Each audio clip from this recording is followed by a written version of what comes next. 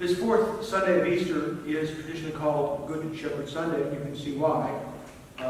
Both in the second reading, St. Peter alludes to us being members of Christ's flock.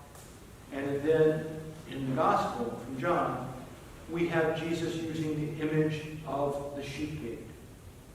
Now, if you've been watching the daily Mass, the daily reflections, rather, I've been reflecting on the daily Gospel readings this past week from John 6, where Jesus again uses an image. I am the bread of life, he tells them.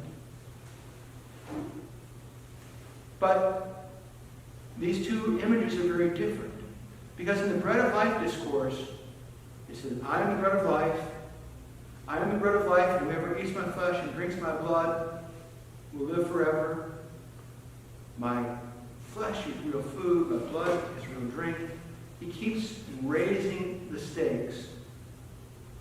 And finally, a group of his disciples say, this is a hard teaching. Who can believe it? And they walk away.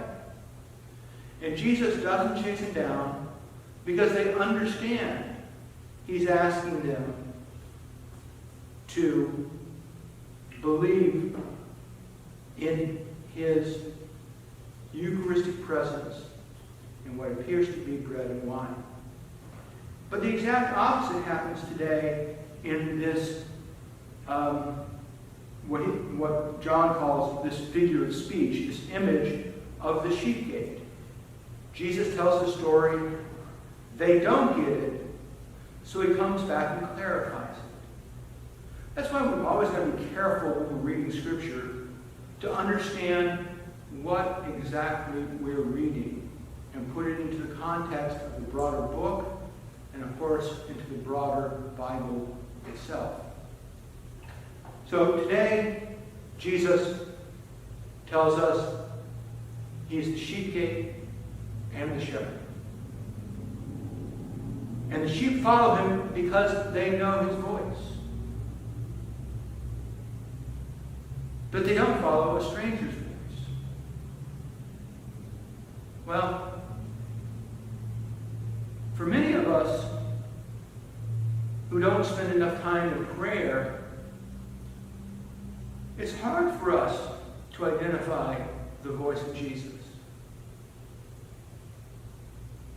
Because sometimes it's a quiet, whispering sound. Sometimes it's almost the silence of our soul. But we only learn the voice of Jesus by spending time with Jesus.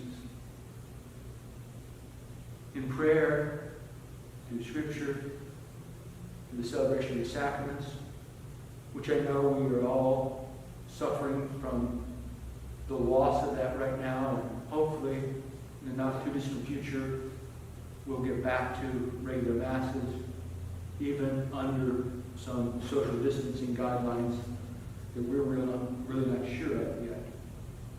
But I would close with something that St. Paul says. But to this you have been called. I'm sorry.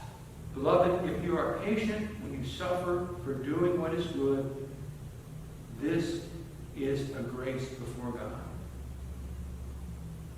If you suffer for doing what is good, this is a grace before God. And I think we're all suffering. But again, how do we take that suffering? For to this you have been called, because Christ also suffered for you. So we have to join our sufferings. Even if they don't seem that great, they're having a great effect on us all. We've got to join them to Christ and to his cross.